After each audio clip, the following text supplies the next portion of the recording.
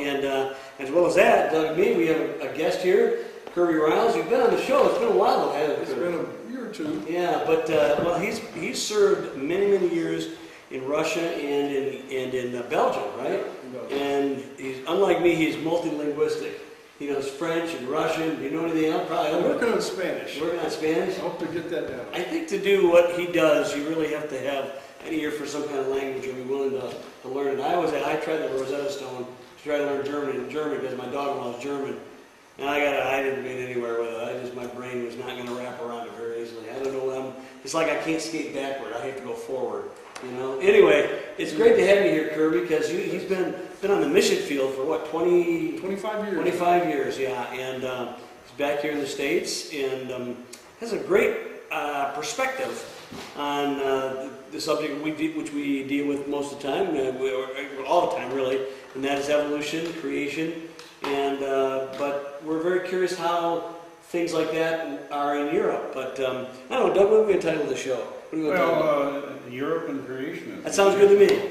And I think there is a distinction between here in the United States, where we've really had revival in the creation evolution movement, and it's sort of.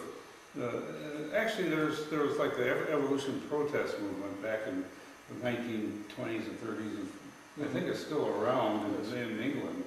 But for the most part, except for pockets, there is not much of that going on in Europe. And if you explain to a European that what you believe in terms of creation and evolution, what are they going to react? Oh, I've had that conversation. I remember on a train, going to England, in fact, on a train, I was sitting next to a gentleman. We discussed evolution and creation, and his reaction is pretty typical. First, they're astonished that you would actually believe in creationism, that you don't believe evolution. And the second reaction is a bit of humor and a disdain. They kind of think that you are some type of uneducated, backwards religious fanatic. And they want to dismiss it right off the bat. So that's the initial reaction. And that seems to be a tactic evolutionists use here in the States as well. But I think that there are more people here that believe in creation, and so it doesn't work as well here as it. We also have a history of independent thinking. I think the homeschooling movement in this country is in no small part, not because of evolution, but because of a lot of other things, but that's among them. And we have a history of basically wanting to think for ourselves. We don't really like or not comfortable instinctively with top-down people telling you what to do. Where in Europe, that's pretty much the history of Europe forever. Mm-hmm. From kings, popes, emperors, it's always been top-down telling you what to think.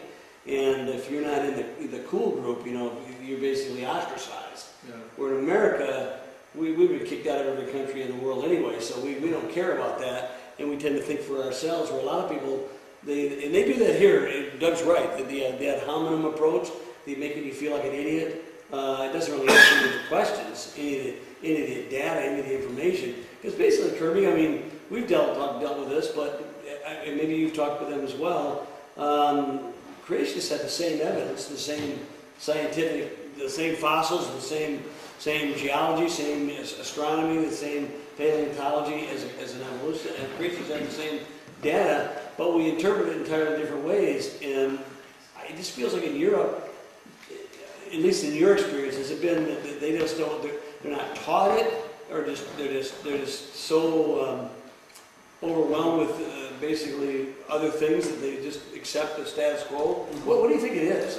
Well, I would say that in answering your question, I hope that people are listening will grab somebody and bring them in here, because in the living room to watch this, because this is some good stuff we're going to hear tonight.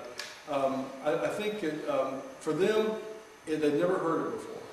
It's hard for them to imagine what is going on, and they don't know how to react. It's just, I think a lot of them are evolutionists, not because they've weighed the facts and weighed the evidence, but because they've never heard any credible scientific evidence for creationism. I'm hoping that we will start to see that change with the impact of social media, Now some of the means of communicating things are open to us that weren't open before. And also, interestingly enough, just this week I got approval from to launch our first Christian cable channel station in Belgium. Oh, is I'm that right? on a little committee pulling in the right programming for that, and we hope to get a lot of creations and programs on there. So maybe that'll start to, little by little, through churches, through social media, through that cable channel, we can start to change attitudes in Europe. Because in your experience, Belgium is pretty tough not to crack, isn't it? I mean, Yeah, I think so. this is really disheartening when you hear in America, well, in these countries that were really the seat of the Reformation, they've had Christianity for centuries. Of course, unfortunately, again, that's one difference between America and Europe, is we never had a state church here. Yeah. Okay, and having a state church, to me, people think it's a secular atheistic conspiracy. It was Roger Williams, who was a Baptist. He wanted basically a separation of church and state, not freedom from religion, but freedom of religion, to pursue however you thought fit. And they never had that. But what they've run into, and you can tell me if I'm mistaken here, but it seems to me so much of it, because it's been forced down, there's very few young people who even go to church anymore. They just did a survey in Belgium. 65% of Belgian young adults, that means 29 years old down to 16, have no religion. They surveyed them and said, "What's your religion?" I have none. And so there's a huge vacuum in there. And getting back to why so many of them don't believe in the gospel, they've never heard it. They've been exposed to religion, but not the gospel. Right. And in terms of evolution, they think that science has disproved the Bible. I think if you take your typical Belgian young person or older person, they think science and religion are totally incompatible. And secondly, they think that science has disproved religion. So when you start using science to speak to them about these issues, they're lost. They've never heard before. Going back in history a little bit, you mentioned Roger Williams. Going back a little further, Galileo said that the earth revolves around the sun. And of course, the Catholic Church at the time condemned him as a heretic and threatened him. Well, it wasn't the Catholic Church. It was the scientists of that time. Really? And Jerry Bergen has done a documentary about this. The Catholic Church really didn't enter into it that much, except that they... Well, at the very end they kind of did, but... They did, but it was the intellectuals of that day. Yeah. So he was totally groundbreaking, even the scientists were opposed to it. Right, the scientists. Well, the Catholic Church did join on that bandwagon and pressured him, of course, at the end. And I think perhaps that may be why today they went to the exact opposite, and they are evolutionary. But John Paul II they're came out in favor of evolutionary. I know, just recently, but what's interesting about that is that the very thing that the Catholic Church is purported to have done, use their authority to basically censor Galileo. This is what evolutionists are doing today. They're using authority to censor not the evidence, not the truth of what are we really observing. In other words, do we ever... Evolution demands spontaneous generation, which is one of the earliest things that have been disproven by the scientific method for centuries. You know, whether it's Redi, Pasteur, and basically things don't generate from nothing. Okay, life always comes from life. Of course, that begs the question, what's the uncaused first cause? And that's the ontological, sort of like, if there is no God, how does anything... Because everything we observe in science, it basically is impotent to answer those questions. Yet it demands the unthinkable, that life came from non-life. We think life came from non-life because, in one sense, but it really didn't, because life begat life, but it was the one who had life within himself forever, outside of time, that is God, breathed life into inanimate material. But we also think, as we got here in this country, you meant earlier, if you would say, 18 and 20, what was the ages that they moved from 19 to 29, 16 to 29. Guess what? And that's the prime time for conversion. We find out here in this country, between like 5 and 18, before the age of 18, 90% of all conversions happen. Not that it can't happen afterward, but it's increasingly rare and rare. And this is what I think the evolutionists have done very well. And the church used to do it very well, but they propagandize you. They teach you their theory, and it's been an ingenious indoctrination system. We find it here in the United States, But in Europe, it seems to be even more. They still try to outlaw. They try to outlaw anybody even teaching creation. I'm not saying you have to demand a teaching of it, but I'm saying to outlaw it is censoring the free input of ideas. In Europe, it seems to be, do they have those kinds of restrictions? Or You know, I think what it is, Just and Doug, is there's a fear.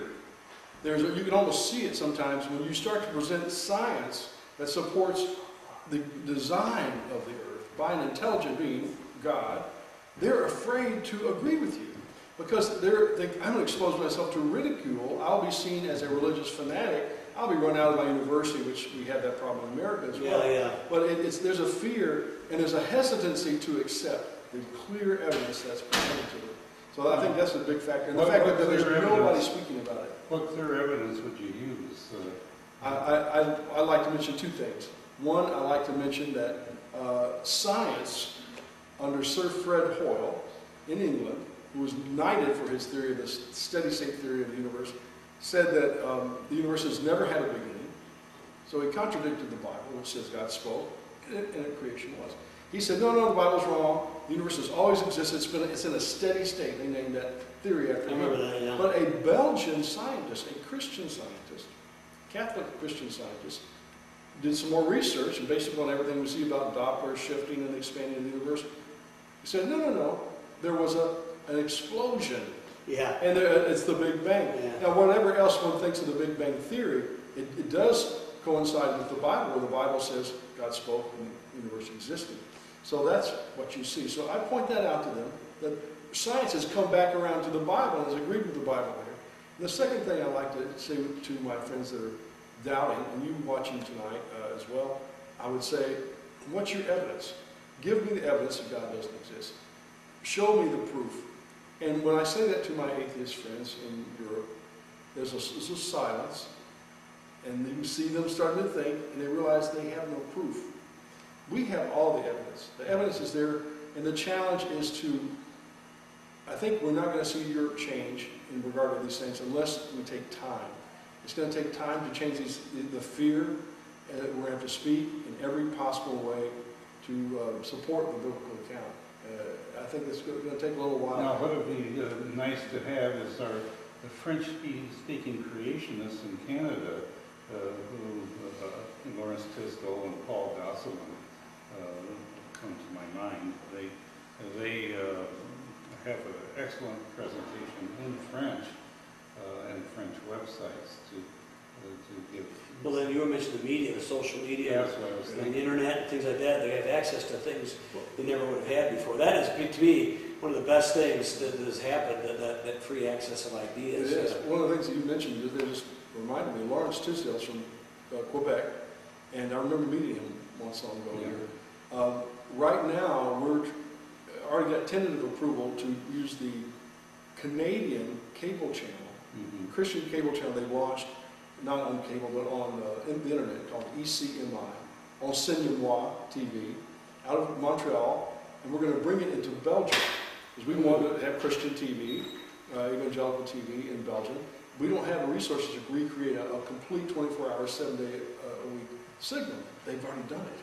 So we're just going to bring it over there and pop in some Belgian programming to make it Belgian. But if Lawrence Tisdale's not on that channel, he needs to get on it. Pretty quick. We'll have to talk about that afterwards. That's be great. For me, I go back to the origin of life, and using that as an example that it was what really brought me into it, trying to create life in the test tube and finding out that there was, it just doesn't work. Well, evolutionists have not solved the problem of the origin of life, and it gets right down to basic chemistry, where you're going to have to take something that came from life to assemble it to create life. Even if you put a frog in the blender and take the results of that, and then which is already, it was living and now it's dead, you try to take that residue and assemble it back into something that's living again. How do you do that? That's a mystery that's still reserved to God. I think you're absolutely right, and we need to present that to our atheist friends. And I say friends because how are we going to lead them to the truth if they're not our friends? Richard Dawkins said, I was going to bring him up. yeah, he said that at one of his quotes, you can find this on YouTube, he actually said that perhaps life was created by extraterrestrial beings. So he's just kicking the ball down the road a little bit. He's not solving the question. He's saying, well, some green man from outer space created life. Well, who created him? He's not solving that question at all. And further, he was quoted recently as saying everything, matter that exists, came from nothing, which is, of course, pretty ridiculous, that nothing could create something. Well, it's not, no, yeah, right, because God created everything out of nothing. He speaks it into existence by himself. That's the difference. Because the reality is, they don't go far enough. They look at this, when you say everything came out of nothing, it's nonsense. But when you have something taking nothing and making it happen, this is the biblical context. That's creation ex nihilo. Yes. Okay? And what we observe is evolution going in the wrong direction. It's devolution. Yes. We don't see increased complexity. We're seeing diversity getting smaller and smaller rather than larger and larger. We see species going extinct, but we don't see any new species coming about. And that's the problem that I see with evolution. We're going to say new kinds, because sometimes they'll come up with something, they'll inbreed something and create what they call a new species, but it's still based on what was already gone before. Dawkins was caught on camera years ago. Doug and I have talked about this several times. What was the gal's name that got him? Jillian? What was her name? I can't remember. She was Jillian Brown. Brown, yeah. She was wasn't she really a reporter or a documentary for BBC or something back in England? But she actually asked him a question. What's your best, what's your best evidence for increasing complexity at the genomic level? And he was on camera for a long time. In fact, he said, and they said, shut the camera off. And he went for a year trying to tell everybody how he was set up because he had no answer for it. Well, he still doesn't have any answer. He still doesn't have any answer. And the point of it is, when he said he was set up, they doctored, they fudged how long the camera. And Doug goes, yeah, they did. They shortened it. They didn't show how long it was playing. It was on longer than what they actually showed. It seemed like, and on camera, a few seconds is an eternity. It was a long time, but he still has no answer for it. I'm saying that to me, one of the best evidence. Show me the increased complexity at a genomic level anywhere. It doesn't happen. It doesn't happen. Stephen Hawking said something else that made me just jump. The other day, when he was alive, he just passed away, 3-4 months ago? Stephen Hawking? Pretty he said something not too long ago. He said, now he's supposedly an atheist, but he said, and when asked a question about God, he said, well, there probably isn't a God. And I thought that was all I needed to say. The word probably. Here's a man who spent 70 years researching all these things, a great physicist, very bright person. And at the end of his life, he says, well, there probably isn't a God. It's like handing a pistol to someone and say, here, shoot this pistol. It's probably not loaded. Shoot this in your foot. It's probably not loaded. No one's going to do that. There's no probably about it. Either God exists or he doesn't. To say probably doesn't help. Now, the thing of it is that the best bet for your life is that there is a God. That's the whole argument that Blaise Pascal put forth, is that if you're going to actually go with a philosophy that works,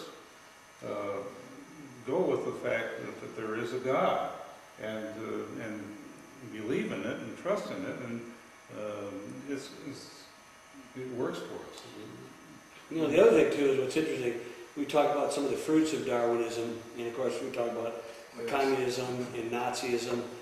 Nietzsche was one of those people, but it's interesting people today in hindsight, they go, well, we don't believe in social Darwinism. Yet it's an absolute logical, from one to the other, it's a logical conclusion based on, if you have physical evolution, Darwinian social Darwinism, and no one thought anything in the late 1800s to really probably until after Hitler, that was not a right kind. The whole concept of eugenics, where we get Planned Parenthood and all these things and abortion lobbies, all came from these kinds of thinking, and they're still around. Yet everyone's horrified about what Nazism was. But the fact of the matter is, if Darwinian thinking is true, there is an equivocation between, let's say, Mother Teresa and Hitler, because there's no, how you get your sense of morality and right and wrong from within yourself. If it's not something external, then anybody can say what's right and wrong, because they're equal. Everyone's equal. In other words, I can say that I believe this, you can say you believe this, but the reality, who sets the standard? And it's interesting because I love the founding fathers. They said these truths are self-evident. And Darwinism we spent 150 years trying to bury those self-evident truths.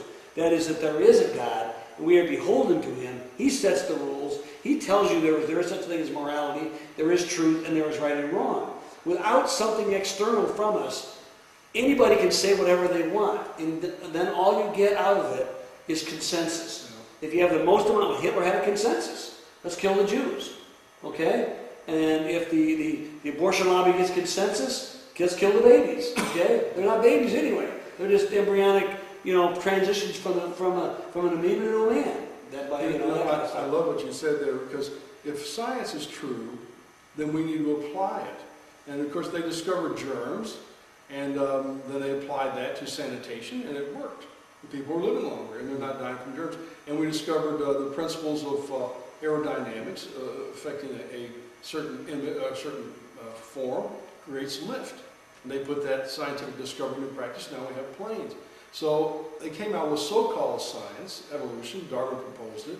It was well accepted by Karl Marx and others who were waiting for something like that. And then they applied it on a mass scale in Germany in the 30s and the 40s.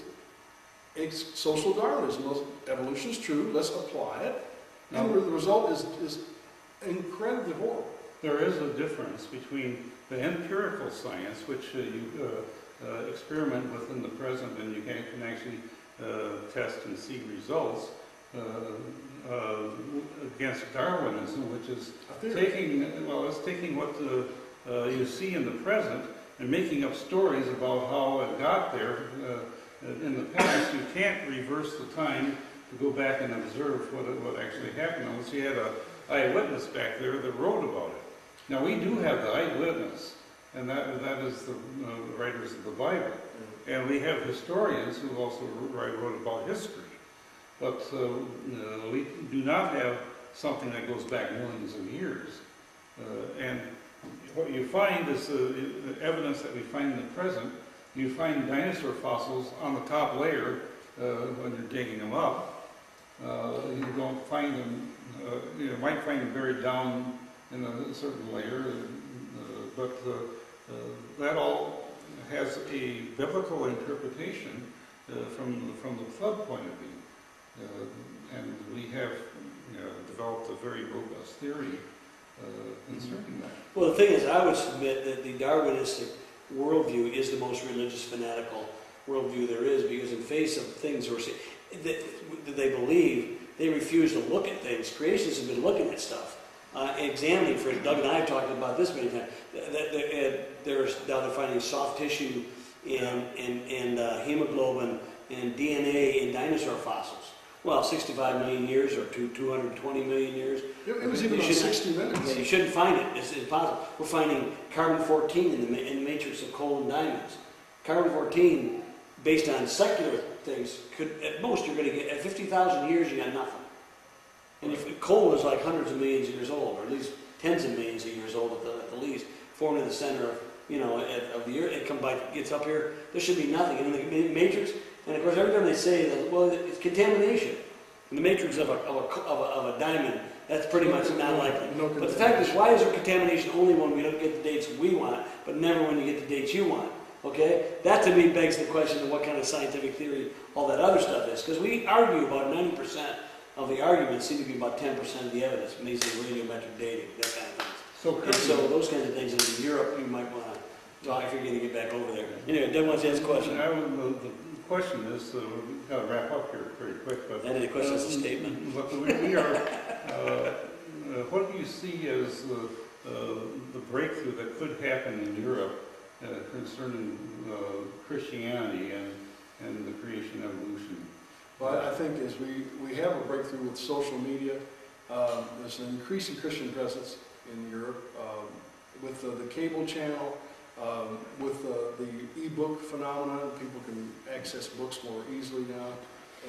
I think we hope to see a shift towards a proper scientific understanding of creationism, so that people are not What is the immediately heart? dismissing it. What is the heart? Is there? Do you think there's an openness or a willingness to maybe change their mind? That to me is a God-breathed moment when that happens. I don't see any other way. You can give all the good evidence you want, but without a God-breathed moment, and that's what I think the Christians here, people there, I need to pray for, is that the Lord Spirit would blow in the land once again, and the heart that caused the Reformation and the revival and the standards of real rise of Christianity could rise again in a way that at least give it one last little gasp of the harvest before the harvest comes due. You know what I'm saying? That's my hope anyway. Yeah, I hope. Now, there will always be a remnant in Europe of people that love God. Right. The Bible says at the end, the Lord was to come out of her, my people. So even when Antichrist Babylon exists, there'll still be Christians in it. And I encourage those watching today to make that decision for the Lord before it's too late. We'll see you next time on Revolution Against Evolution.